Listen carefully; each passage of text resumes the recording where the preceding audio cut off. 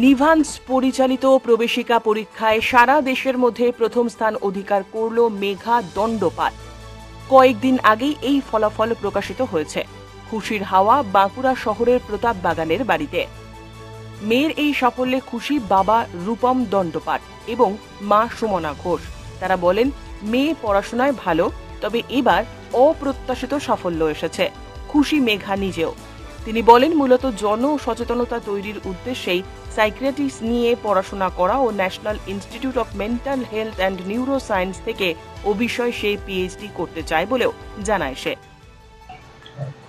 আমি Bankura girls high স্কুলের প্রথমে পড়াশোনা করেছি, মানে স্কুল জীবনটা।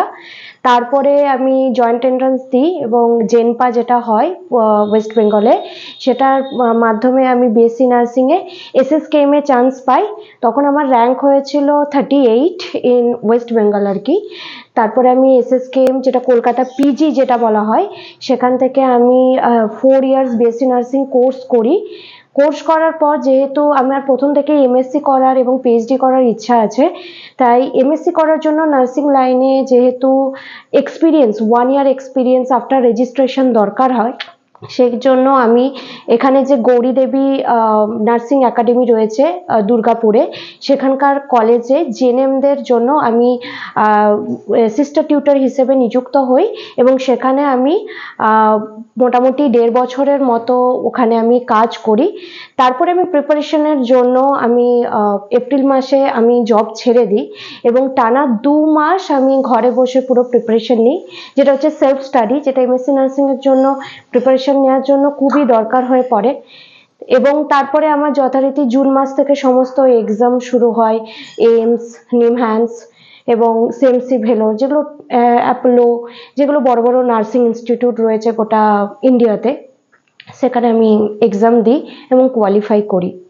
এই মুহূর্তে যেহেতু আমার সাইকিয়াট্রিক নিয়ে ইচ্ছা আছে, মানে প্রথম থেকেই যেহেতু আমাদের যে সোসাইটিতে অ্যাকচুয়ালি সাইকিয়াট্রিক নিয়ে মানুষজন অতটা সচেতন নয় এবং একটা আমাদের সোসাইটিতেও যদি মনের কোনো রোগ হয় তারা অনেকটা স্টিগমাটাইজড হয়ে যায় এবং মানুষ বলতে চায় না যে তাদের সাইকিয়াট্রিক প্রবলেম হচ্ছে। তাই আমার মনে হয়েছে সোসাইটিতে এই স্টিগমাটা প্রথম দূর করতে হবে এবং সেই কারণেই আমার মেন্টাল হেলথ এবং সাইকিয়াট্রিক নিয়ে পড়া, যাতে আমি মানে অ্যাটলিস্ট মানুষকে বোঝাতে পারি যে বডির যেরকম রোগ হয়, শরীরের রোগ হয়, মনের রোগটাও স্বাভাবিক। তো সেক্ষেত্রে আমার এই জন্যই সাইকিয়াট্রিক নিয়ে পড়ার ইচ্ছা।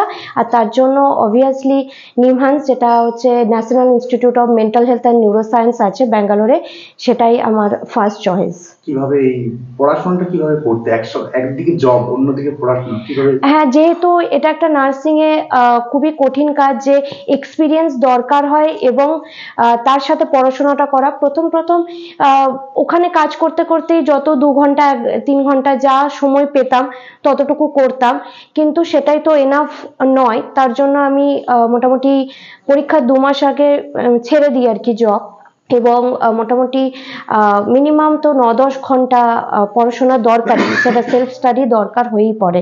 তো সেইটা না করতে পারলে অল ইন্ডিয়া বেস এক্সামে অন্তত জেনারেল ক্যাটাগরিতে র্যাঙ্ক করা একটু তো কঠিন হয়েই যায়।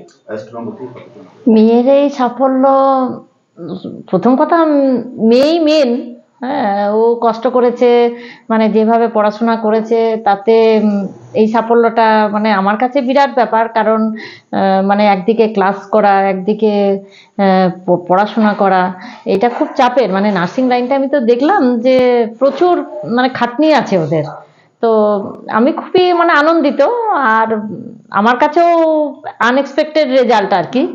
তো সেই জায়গায় থেকে ভীষণই খুশি আর কি।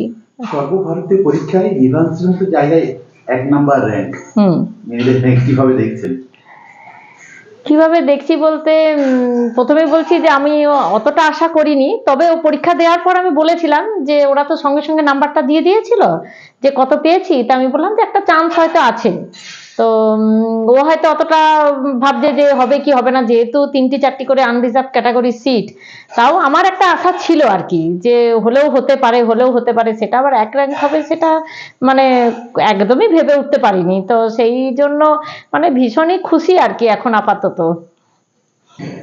মেয়ের ইচ্ছা তো পিএইচডি করার।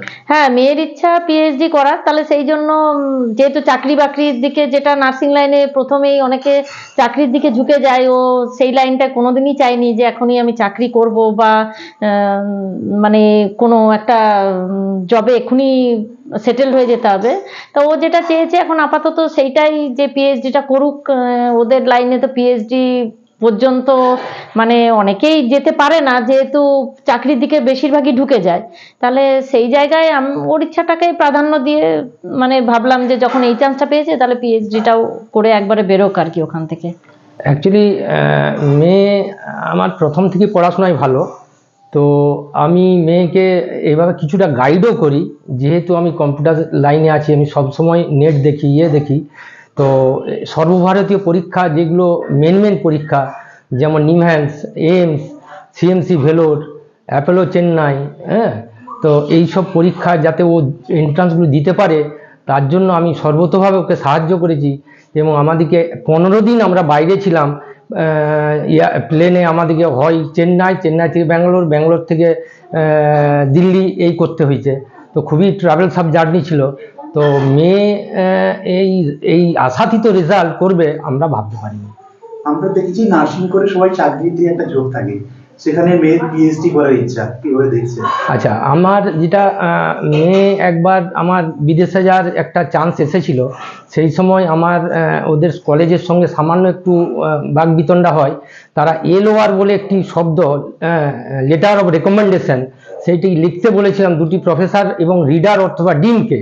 তো দেখা গেল ওই SSK মতো একটি ইনস্টিটিউশনে তাদের reader, dean, professor only MSc, তাদের কারোরই পিএইচডি নেই। তা আমি ভেবে দেখলাম যে এই একটা সুপার স্পেশালিটি একটা হসপিটালে তার যদি এই হাল হয়, পশ্চিমবাংলায় আমি দেখেছি 10টাও পিএইচডি নেই নার্সিং।